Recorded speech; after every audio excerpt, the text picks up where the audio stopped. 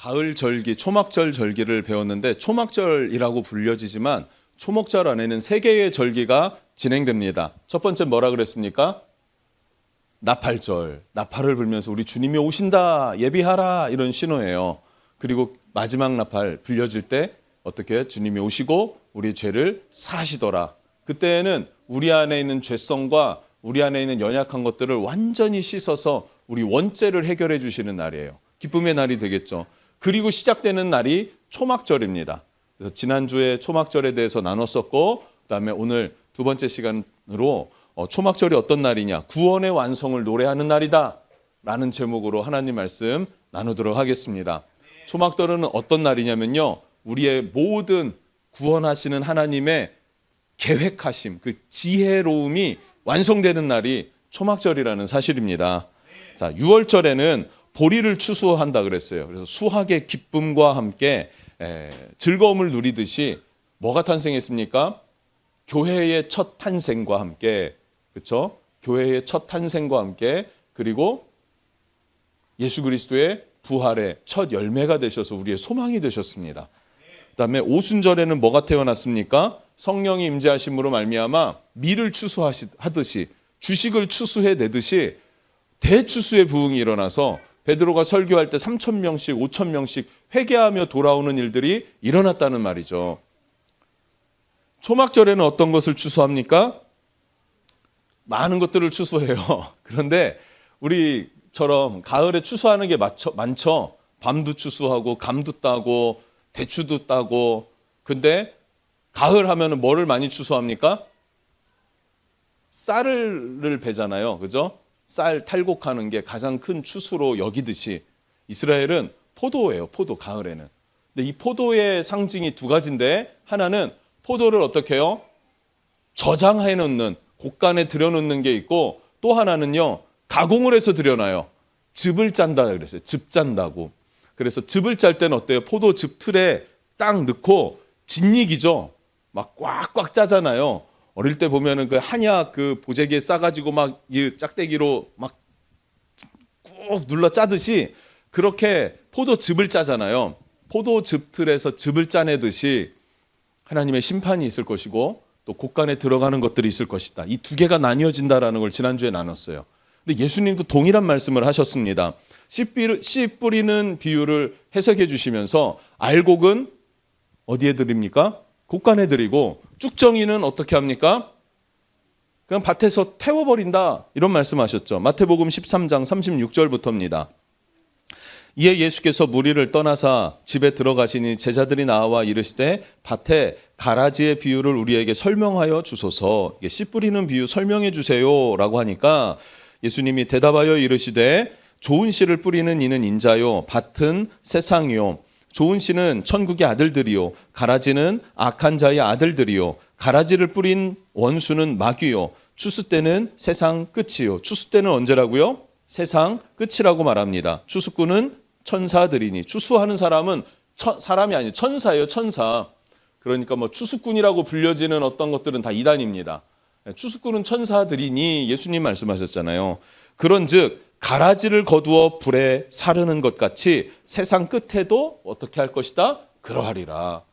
나팔이 울리면 이제 세상 끝이 온다라는 신호였고, 나팔의 신호는 무엇과 같다 그랬어요? 전쟁, 기근, 뭐 이런 어떤 상황들 있잖아요. 두려운 소식들, 이런 것들이 나팔 소리와 같다 그랬어요.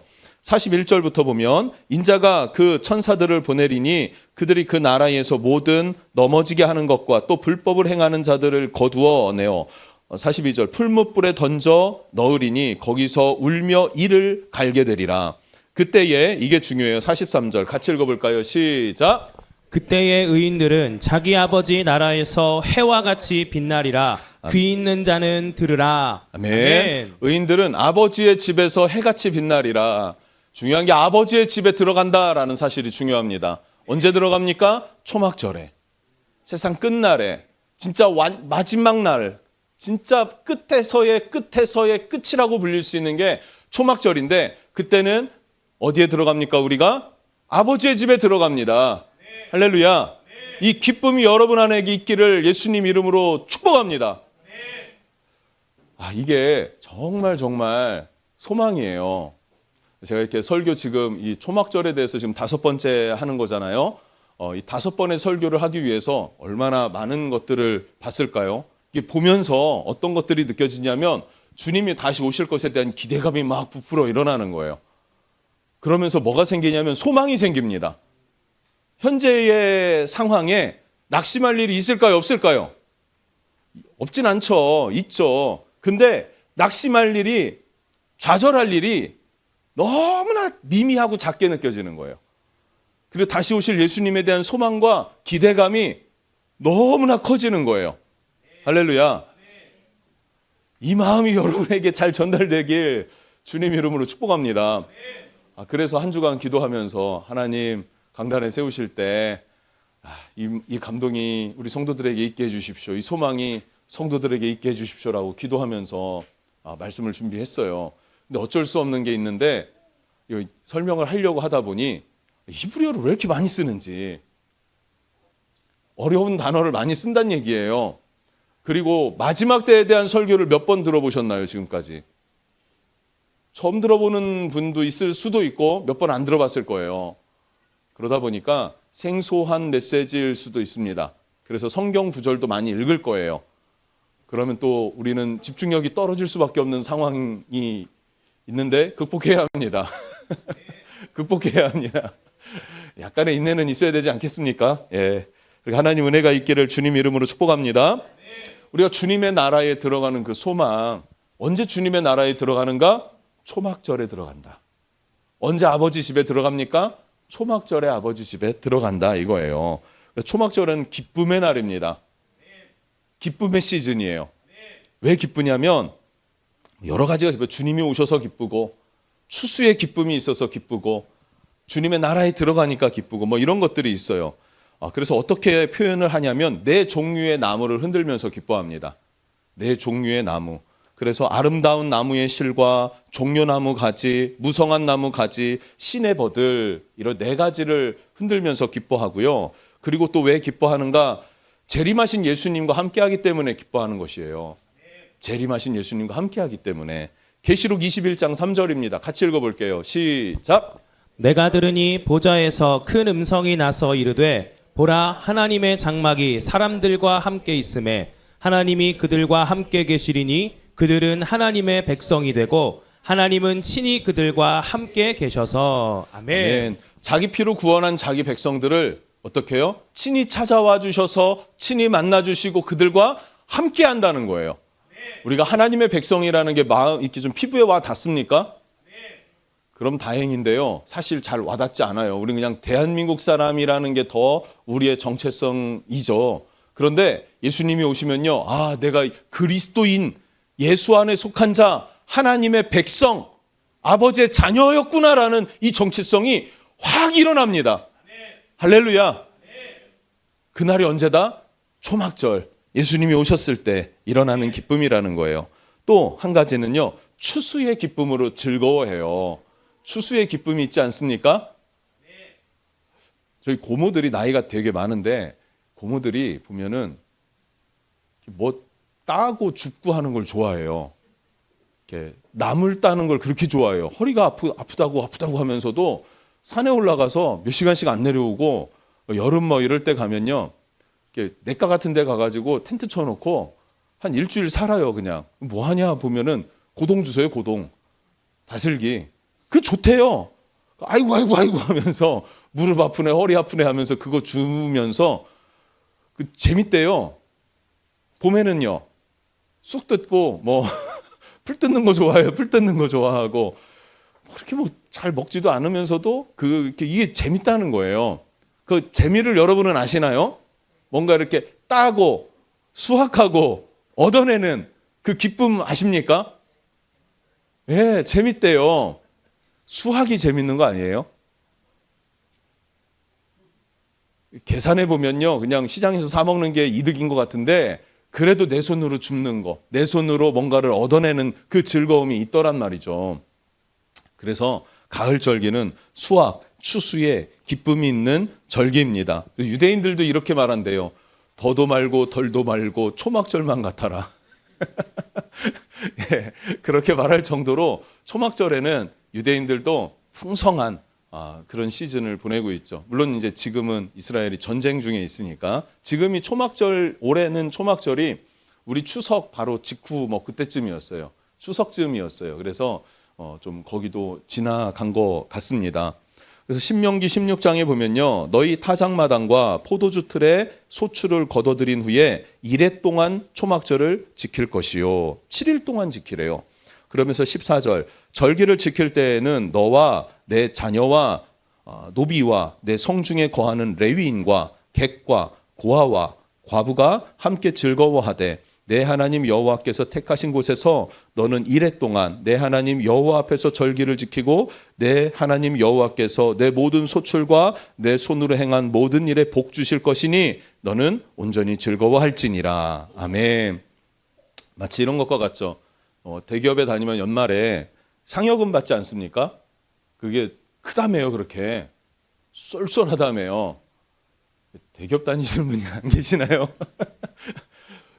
동생 그러지 않아? 그렇대요. 뭐 거의 1년 벌어들인 그 월급 수준만큼 받는다고도 하는 그런 기업도 있대. 얼마나 기쁠까요? 연봉이 예를 들어서 한 5천인데 상여금으로 3, 4천 이렇게 받는다고 생각해보세요. 기쁘겠습니까? 안 기쁘겠습니까? 받아보는 은혜가 있기를 축복합니다. 일단은 그래야 그 기쁨을 아실 것 같네요. 그것과 같은 기쁨이 이 초막절에 있다라는 거예요. 추수, 수확, 한 해 동안 수고한 것에 대해서. 근데 여러분 여기에서 이제 우리 추수감사절이 또 있으니까 그때 나눌 수 있겠지만 반드시 기억해야 될 게 있는데, 내가 거둬들였으니까, 내가 일하고 내가 거둬들였으니까 축복이지 라고 생각해야 돼요. 내가 일한 거 내가 받아낸 거니까 당연한 거지 이렇게 생각하면 오산입니다. 왜 오산인지 아십니까? 성경을 보면요, 저주가 뭔지 아세요? 일했는데 일한 것에 대한 대가를 받지 못하는 거예요. 축복은 뭔지 아세요? 일을 했는데 일한 것에 대한 수확을 얻는 거예요. 예수를 믿으면 우리에게 도깨비 방망이가 주어지는 게 아닙니다. 금 나와라 뚝딱 이게 아니란 말이에요. 성경은 그렇게 한탕주의를 거부하고 있습니다. 예수 믿으면 뭔가가 뿅 하고 내 삶에 뭔가가 이렇게 바뀔 것 같습니까? 그런 일은 거의 없어요. 전혀 없지는 않아요. 그런데 거의 없어요. 그런 일이 일어나려면 뭐가 함께 따라와야 되냐면 내 영적인 그릇이 커져야 돼요. 깨끗해져야 돼요. 그래 하나님의 확 쏟아부어주는 복을 받아낼 수 있는 그릇이 있어야죠. 믿음의 그릇은 요만한데 하나님이 복을 줄래야 줄 수가 없는 거죠. 이해가 되십니까?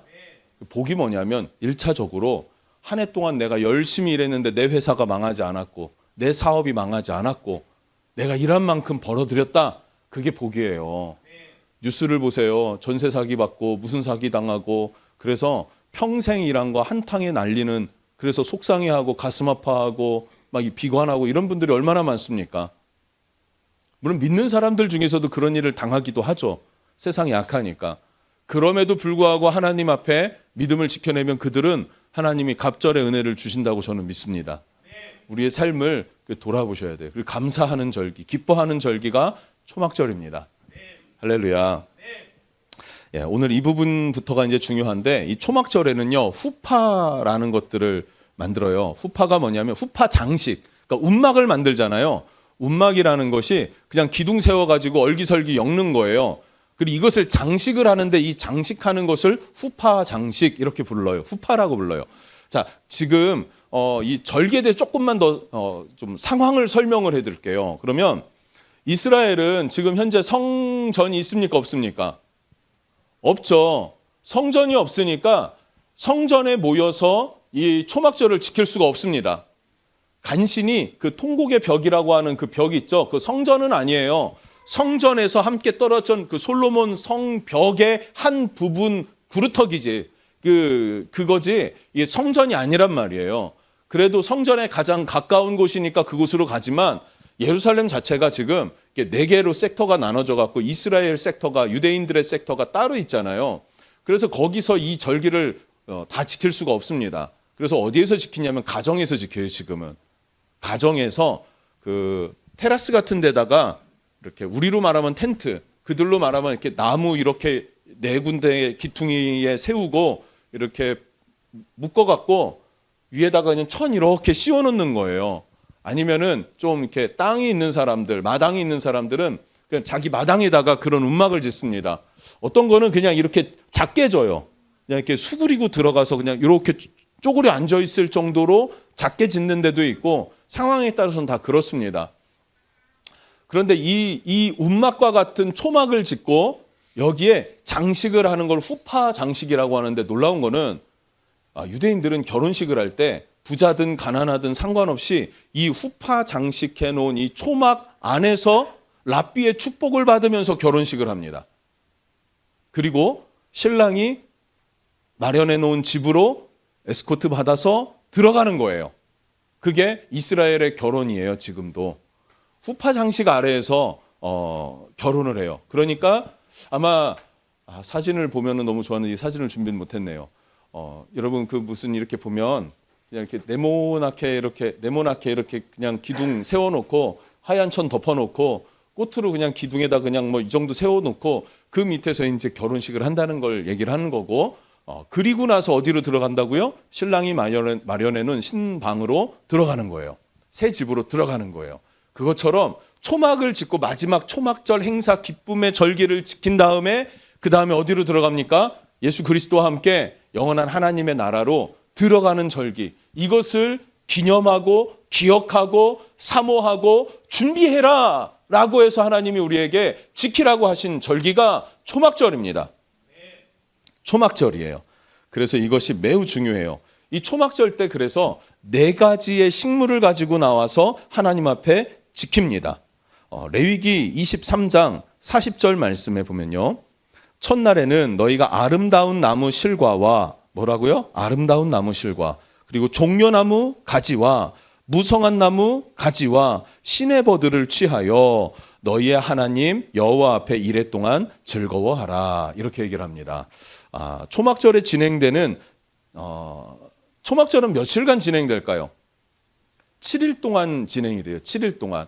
7일 동안 이 4가지 식물을 가지고 나와서 하나님 앞에 기도합니다. 그리고 즐거워해요. 그리고 이 4가지 식물을 히브리어로 아르바미님 목이 갈라졌어요. 너무 중요해서 아르바미님이라고 불러요. 아르바는 근데 의미는 그냥 아르바는 사라는 뜻이고 미님 이건 종류. 그러니까 4종류의 나뭇가지를 가지고 나온다. 뭐 이런 의미예요. 자, 볼까요? 이게 이제 그 준비한 건데 첫 번째는요. 에트로그라 그래요. 아름다운 나무실과 이게 그 뭐죠? 이강근 교수님 그분이 그 성서의 땅을 가다 뭐 이거 있어요. CTS인가에서 하는 어딘지 모르겠네. C 채널인가 뭐 어디서 하는 그 프로그램이 있는데 그것도 다 찾아서 봤습니다. 이걸 어떻게 지키나 이렇게 보려고. 이 에트로그라고는 약간 그 귤이라고 해야 될까? 자몽 아니면 뭐 레몬 이런 느낌의 과일이에요. 이게. 근데 이게 비싼 건 몇십만 원도 한대요. 한 알에. 이거를 준비합니다. 향이 좋고 맛이 좋대요. 에트로그. 이것은 향이 있고 맛이 좋은 것. 이것은 무엇을 의미하냐면 매일 토라를 배우고 실천하는 사람. 토라를 배우고 실천하는 사람. 에트로그와 같은 사람. 그리고 무슨 말인지 이해가 되시죠? 하나님 말씀을 배우는 걸 열심히 하십시오, 여러분. 지금 저는 설교 스타일이 이렇게 감동 주는 설교를 못 하는 것 같아요. 가르치는 설교를 주로 하게 되는 것 같습니다. 그러니까 여러분들은 배워야지 이런 마음을 가지셔야 됩니다. 예. 그러다 보면 성령이 감동을 주실 겁니다.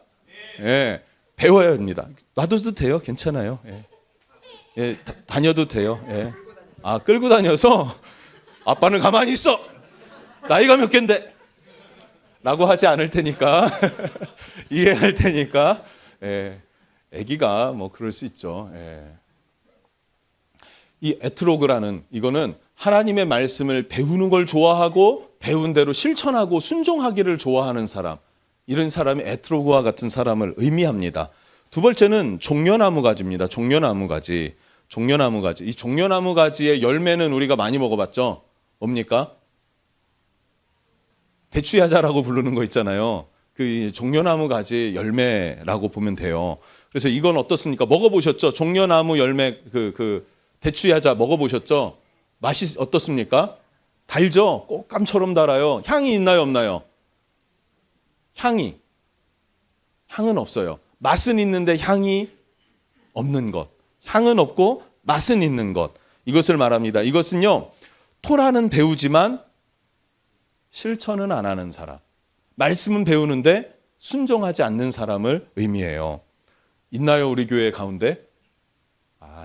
이렇게 생각하지 마시고 내가 그러나 안 그러나 나를 생각하셔야 돼요. 알겠죠? 말씀은 배우는 건 열심히 배우는데 순종을 내가 했나 안 했나 이걸 한번 좀 돌아보는 거죠. 세 번째는요, 무성한 나무가지예요. 무성한 나무의 가지. 하다스라고 부르는 무성한 나무의 가지.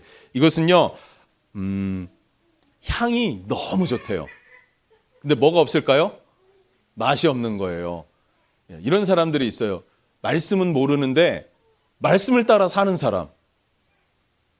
이렇게 말하면 조금 이해하기가 어려운데, 예수는 안 믿는데 성품은 너무 좋은 사람 있죠.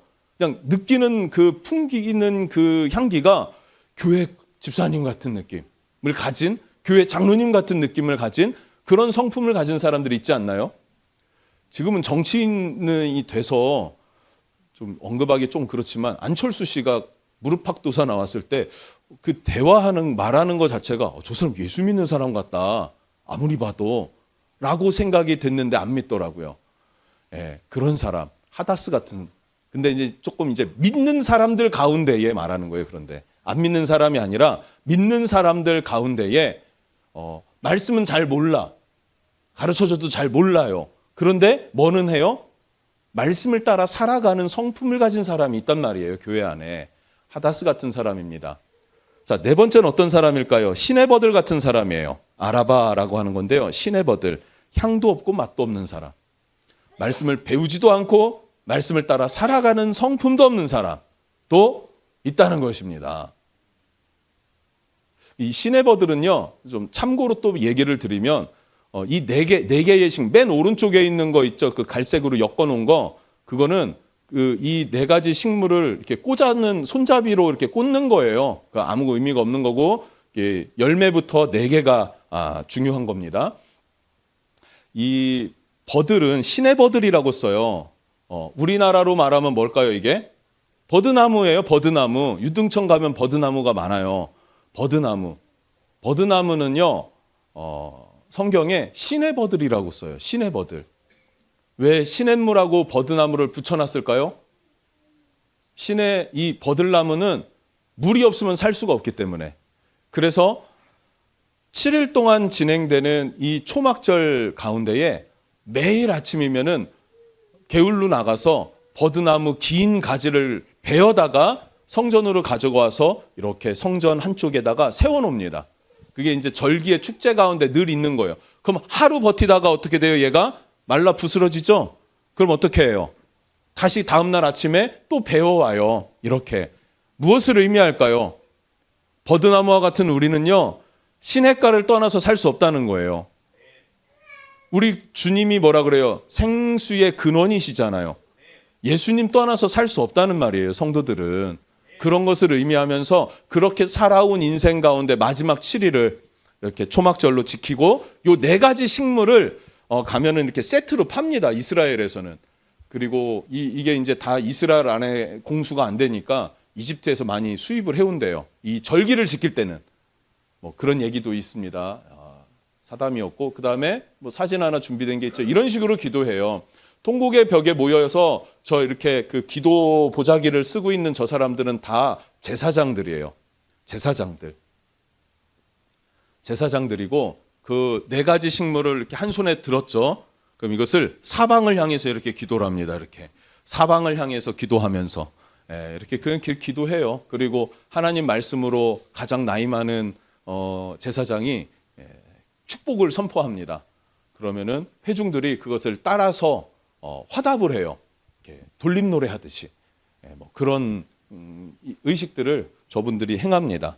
뭐 그렇다라는 것을 우리가 알면 좋겠고, 자, 이것을 후파 장식이라 그래요. 이 네 가지를 가지고 하고 이렇게 후파 장식을 꾸며요.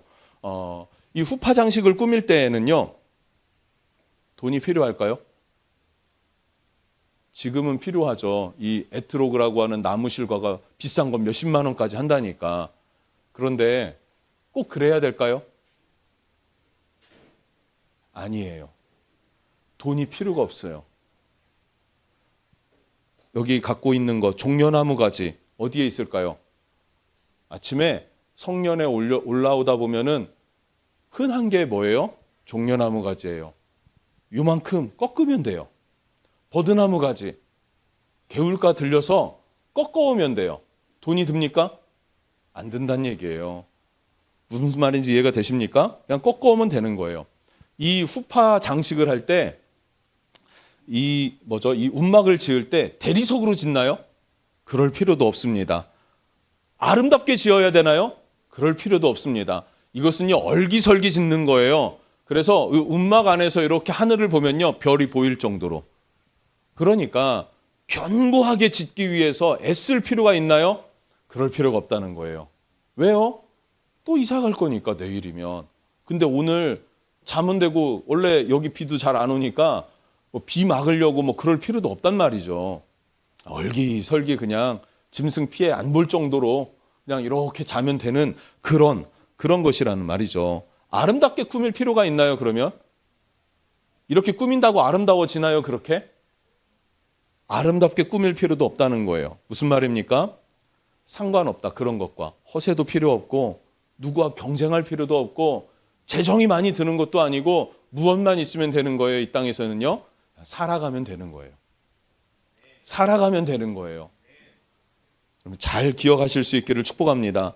그래서 사실 초막절은요, 가장 단순한 삶을 연습하는 것입니다. 가장 단순한 삶. 이 땅에서의 삶은 단순하게 살면 되는 거예요.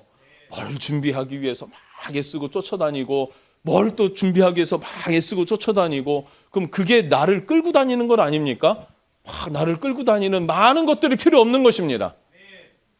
현재 있는 모습 그대로, 얼기설기 초막과 같은 내 모습 그대로 주님 앞에 서면 되는 거예요. 완전한 것은 주님이 오셨을 때 주님이 나를 데리고 가시는 그곳이 완전한 곳입니다. 이 땅에서의 우리의 삶은요, 초막과 같은 삶이라는 거예요. 아름답게 꾸밀 필요도 없다는 거예요. 할렐루야. 주님이 그것을 우리에게 가르쳐 주시는 것이죠. 그럼에도 불구하고 하나님은 이스라엘을 광야 지날 때 초막에 살던 그들을 어떻게 해주셨습니까? 지켜주셨고, 보호해주셨고, 먹여주셨고, 인도해주셨습니다. 우리가 광야 같은 이 땅을 살아갈 때 초막과 같은 인생을 살아가지만 주님은 우리를 먹이시고, 입히시고, 채우시고, 이끄시고, 지키시고, 보호하신다는 사실입니다. 이것을 기억하는 것, 그래서 우리의 삶의 가치관이 땅에 있지 않습니다. 초막에 있지 않습니다. 영원한 그 나라에 있습니다라는 것을 고백하는 것입니다. 이게 초막절의 핵심이라고 할 수 있어요. 또 한 가지 하고 마치려고 하는데요. 초막절은 7일간인데 8일째도 하나님이 성회로 모이래요. 큰 성회로 모이래요. 왜 그러셨을까? 8일째는 엄청나요, 또. 레위기 23장 36절. 본문이죠. 한번 크게 읽어보십시다. 시작. 이래 동안에 너희는 여호와께 화제를 드릴 것이요 여덟째 날에도 너희는 성회로 모여서 여호와께 화제를 드릴지니 이는 거룩한 대회라 너희는 어떤 노동도 하지 말지니라. 아멘. 초막절은 며칠입니까? 7일이에요. 근데 8일째도 모이래요. 왜 8일을 따로 구분해서 하나님이 모이라고 하셨고, 또 이때는 어떻게 화제 또 노동도 하지 말고 안식일처럼 똑같이 지키라고 하셨을까요? 똑같이 지킬 건데 왜 7일이라고 하셨을까요? 그냥 8일이라고 하시지. 왜 어렵게 하셨을까요? 의미가 있기 때문에 그런 것입니다. 어떤 의미가 있는가 살펴보면요, 크게 두 가지인데, 첫 번째는요, 심하 토라라는 걸 해요. 이게 뭐냐면 심하라는 것은요, 행복, 토라 하나님의 말씀. 행복은 어디에서 온다? 하나님의 말씀에서 온다. 아멘. 우리 11월 중순쯤이 되면은 일독이 끝납니다. 이제 새벽에 읽는 성경이 계산을 해보니까 대략 11월 중순이면 일독이 끝나면 이제는 성경 통독 1년에 1독씩 해왔던 것을 한 6년 정도 했던 것 같아요. 6독 정도 했더니 너무 좋아요. 좋은데 좀 교회적으로 우리 전체적으로 새벽에 함께 하지 못하는 사람들은 어떻게 해야 될까 고민을 하다가 우리가 전체가 다 GT라고 하는 큐티집을 가지고 이제 묵상하려고 생각하고 있습니다. 그래서 11월 달부터는 아마 GT를 구입하셔서 이렇게 할 거예요. 이따 광고 시간에 말씀드릴게요. 근데 일독을 하면은 기쁠까요? 안 기쁠까요? 자, 성경 한 권을 딱 폈습니다. 그리고 볼펜 한 자루를 줬어요. 그리고 1년 동안 일독을 쭉 해 나갔어요. 그리고 일독이 완독이 딱 된 날 기쁨이 있나요, 없나요? 와, 이 내 성경책에, 이 두꺼운 책에, 이 얇고 장수가 많은 이 책에 내 볼펜이 끄적끄적 다 여기저기 표시가 되어져 있구나라는 것 자체에도 만족감이 있지 않습니까? 기쁨이 있었다는 거예요. 근데 이 시마토라는 절기로 지킨 건 아니에요. 근데 이 절기 때 했어요. 언제부터 행했냐면 이스라엘 멸망하고 포로로 끌려간 다음에 돌아보니 우리가 왜 멸망했는가? 하나님의 백성인 우리가 왜 이런 수치를 당하는가? 수모를 당하는가? 말씀을 떠나서였구나. 말씀으로 돌아가야 되는구나. 라고 해서 그때부터 읽기 시작했대요. 그래서 시마토라라는 것은 우리나라로 뭐 책 한 권 떼면은 뭐 파티하는 거 있잖아요. 뭐 약간 그런 것처럼 그런 의미를 나누는 기쁨입니다. 또 이 초막절이 끝나면 또 일독을 시작하죠. 예, 뭐 그런 의미이고요. 두 번째, 이게 중요한데 여호와 호산나 라빠라 그래요. 호산나 라빠. 이게 뭐냐면 여호와여 우리를 구원하소서라는 외침인데, 자, 이 되게 중요해요. 이제 설명을 할게요. 잘 들어보세요. 7일 다음에 이제 8일이 중요한데 7일이 맞춰지는 날은요. 7일째 하루를 보내고 해가 지면 7일은 끝나고 8일이 시작됩니다. 이스라엘은 또 중동도 마찬가지인데 해가 지면 하루가 시작돼요.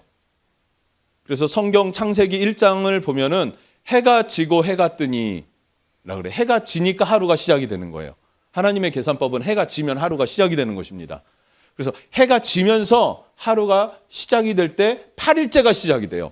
이때 무엇을 행하냐면 물의 예식이라 그래요. 따라해 볼게요. 물의 예식. 물의 예식. 예, 물의 예식. 이게 뭐냐면 제사장이 금 항아리를 들고 실로암 연못에 가서 물을 떠옵니다. 그러면 백성들이 그 물을 떠 올라가는 제사장을 향하여서 호산나 라빠 호산나 라빠 이렇게 외쳐요. 이게 조금 더 현지 말로 하면은 안나 아도나이 호시아나, 안나 아도나이 호시아나 이렇게 외친다는 거. 안나 아도나이 호시아나, 안나 아도나이 호시아나 이렇게 외치면서 제사장을 따라 올라갑니다. 그러면 제사장이 성전으로 들어가면 성전에는요 항아리 두 개가 있어요. 하나는 포도주가 이미 담겨져 있고 하나는 그 실로암에서 떠온 물을 담아내요. 왜 실로암이냐? 실로암은 예수 그리스도를 상징해요. 근데 그건 나중에 하고요. 이 물을 떠요. 그래서 이게 가득 차면요. 이 물과 포도주를 섞어서 붓습니다.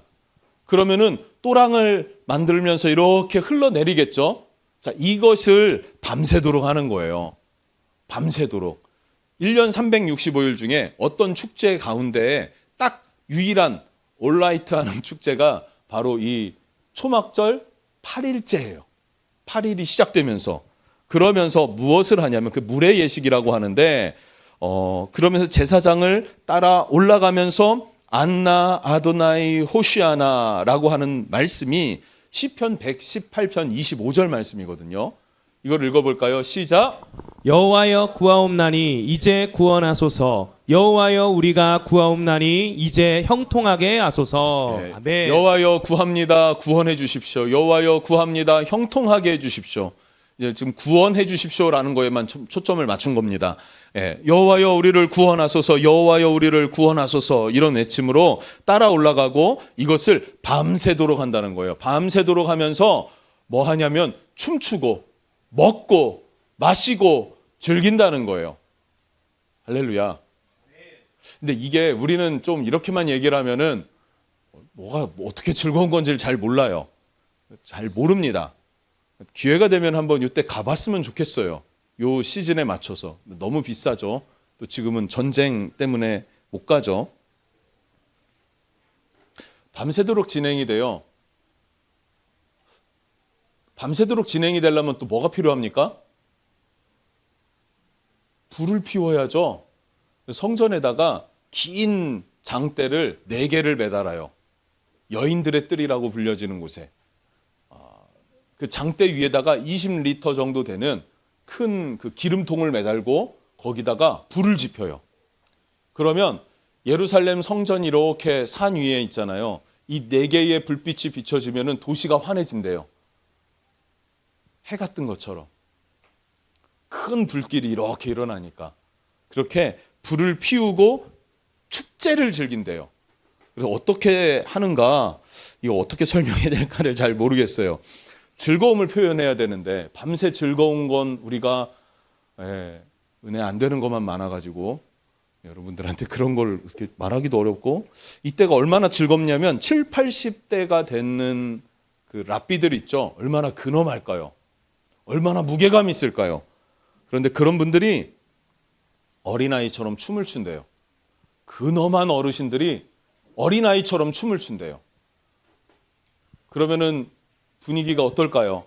막 아나 아도나이 호시아나 막 외치면서 마시면서 먹으면서 밤에 또 불을 막 환하게 밝히면서 축제를 즐기는 거예요. 얼마나 즐거운 건지 우리는 표현할 수는 없는데 유대인들은 이렇게 말한대요. 물의 축제를 경험하지 못한 자는 진정한 기쁨을 경험하지 못한 것이다. 그러니까 1년에 가장 즐거운 날이 이때구나 라고 생각하면 틀림이 없습니다. 1년 중에 언제가 가장 즐거웠습니까? 기뻤습니까? 빵 축제 마쳤을 때? 그럴 수 있죠. 예. 여러분들은 언제가 가장 기쁘고 즐거웠습니까? 근데 그거 잠깐 아닌가? 좀 여우는 오래 가더라도 피곤도 하고 그랬을 거예요. 이때는 밤새도록 막 즐겁게 막 뛰놀면서 즐거웠던, 언제냐고 묻기가 무서운데 즐겁게 주님 안에서 이걸 어떻게 표현을 해야 돼? 가장 즐거운 날. 우리나라는 문화가 밤새도록 술 먹고 도박하고 이런 걸 그렇게 익숙해진 우리의 정서가 이들의 이 하나님 안에서의 이 기쁨의 정서를 공감하기가 너무 어려운 것 같아요. 어릴 적에 성탄절 이브날이 되면은 새벽 성도는 그런 기쁨이었을까요? 그보다 더 크고 기쁜 축제의 날이 바로 이 8번째 날이라는 거예요. 이거 얘기 드립니다. 그러면서 아침이 되면은 해가 떠오르지 않습니까? 해가 어디로부터 떠오를까요? 모르시나요? 동쪽에서 해가 떠오르기 시작하면은 나팔을 불면서 제사장이 앞서서 동쪽으로 향합니다. 그럼 백성들 거의 모인 사람들이 다 동쪽에 있는 문으로 들어가요. 이렇게 향해요. 그리고 나서 동쪽에 있는 문 끝까지, 은혜와 자비의 문이라고 불리는 그곳까지 갔다가 이제 돌아서서 서쪽을 향합니다. 서쪽엔 뭐가 있을까요? 성소가 있어요. 지성소가. 지성소가 있는 게 서쪽이에요. 이해가 되십니까? 동문. 그리고 성전의 문은 동쪽으로 나 있고요. 동쪽에서부터 들어오면 성소를 들어오면, 성전을 들어오면 뜰이 있고 성소가 있고 지성소가 있어요. 지성소는 뭐를 상징합니까? 하나님의 임재, 하나님의 집, 하나님의 현현하심, 그것을 상징해요. 그러니까 동쪽 끝에서 등을 확 돌고 서쪽 하나님의 임재, 하나님의 좌정하심을 향하여서 섭니다. 그리고 이렇게 외쳐서 기도해요. 이 성소에 계신 아버지여, 저들은 성소를 등지고 얼굴을 동쪽으로 향합니다. 이방인들을 말하죠. 그리고 그들은 태양을 숭배합니다. 떠오르는 태양을 숭배한다는 거예요.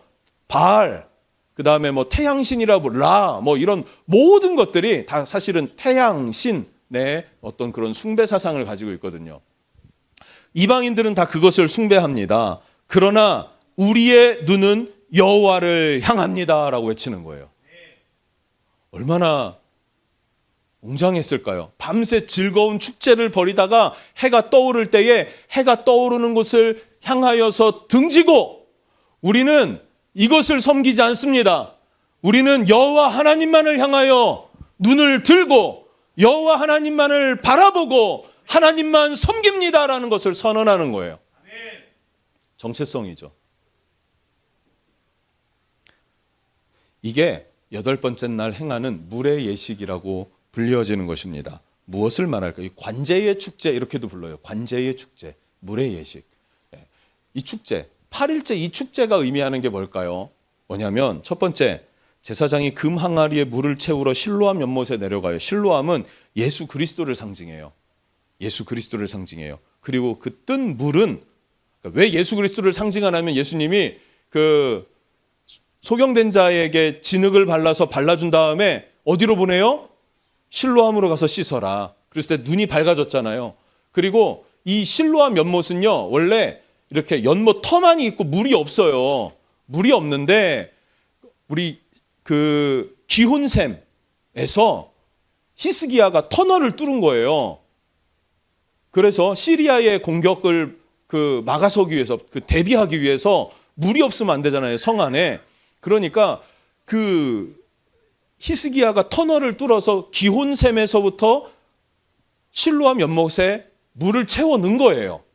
그래서 이 물이 어떤 물이 되는 거예요? 생명수가 되는 거예요. 생명의 근원이 되신 예수 그리스도를 상징하는 게 실로암 연못입니다. 예수께서 보냄 받은 그 물이 연못이 실로암 연못인 거예요.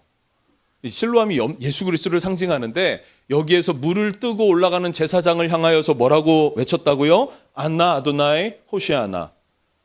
익숙한 단어죠. 안나 아도나이 호시아나. 여호와여 우리를 구원하소서라고 하는 이 외침에서 호산나 호산나가 나온 거예요. 예수 그리스도께서 예루살렘 성에 입성하셨을 때에 종려나무 가지를 흔들면서 어떻게 했다고요? 호산나 호산나 외쳤다 그랬잖아요. 우리를 구원하시는 분이 누구시라고요? 예수 그리스도.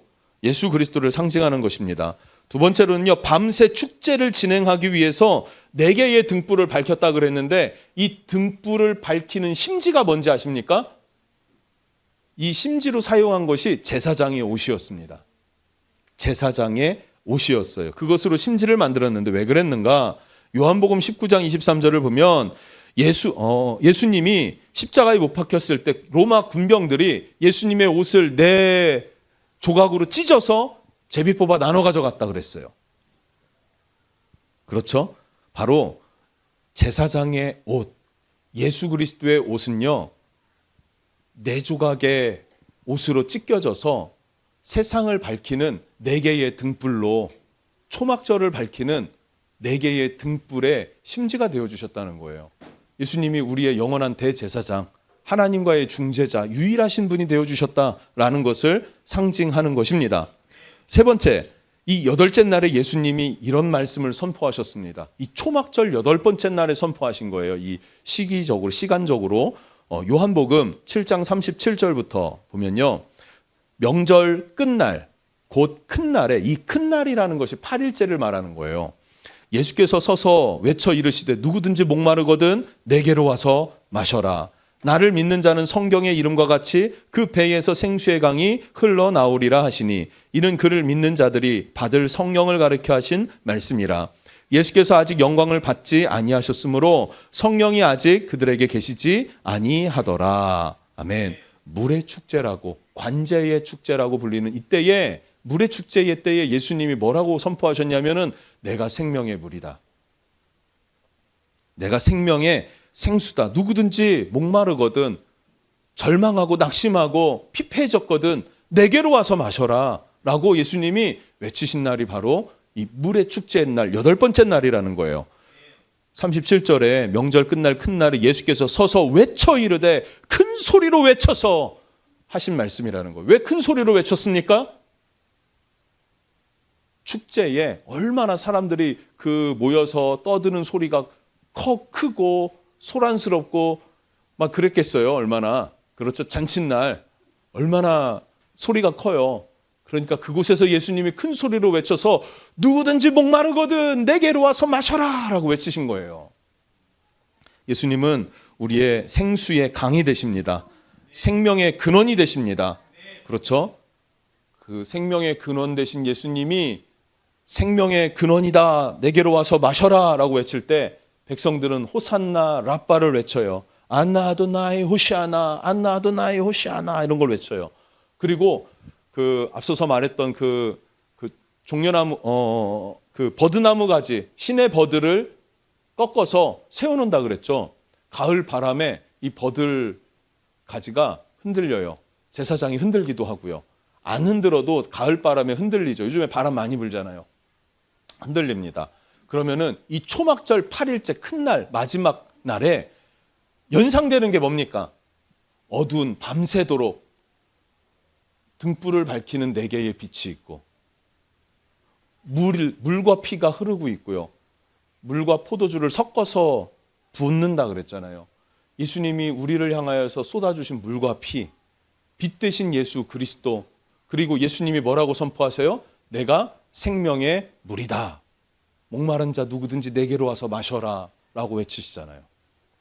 물 대신 그 예수 그리스도, 거기에 바람이 불어서 나뭇가지가 흔들려요. 버들가지가 흔들려요. 바람이 무엇을 상징하는 것입니까? 성령을 상징하죠. 그죠? 물과 피가 흐르고 빛 대신 예수 그리스도가 도시를 밝히고 계시고 그 가운데 성령의 바람이 막 흩날리는 거예요. 이 절기가 어떤 절기라고요? 초막절 마지막 날이라는 것이죠. 마침내 열방을 구원할 하나님의 구원이 완성되는 날입니다. 7을 완성 숫자, 완전수라고 하잖아요. 완전한 수, 꽉 찬 수. 7은요, 완전한 것을 의미합니다. 그럼 8은 뭐를 의미할까요? 또 다른 시작을 의미하는 거예요. 8은 7, 완전한 것이 끝나면 다시 뭐가 시작이 돼요? 새로운 시작이 되는 것처럼, 새 시작이 되는 것처럼 이 땅에서의 7이라는 숫자가 완전히 끝나면, 완성되면 8은 뭐라고요? 하나님 나라에서의 새로운 시작을 의미한다는 거예요. 그리스도인이 반드시 잊지 말아야 될 것이 바로 이것입니다. 예수 그리스도께서 오셔서 초막절에 우리의 죄를 씻으시고 완전하게 하시고 예수 그리스도와 신랑과 신부가 결혼하듯이 교회와 그리스도가 하나 되어져서 그리스도께서 예비하신 영원한 집으로 처소로 들어가게 된다는 것이죠. 그 주님이 우리의 빛이시고 그 주님이 우리의 생수의 강이 되십니다.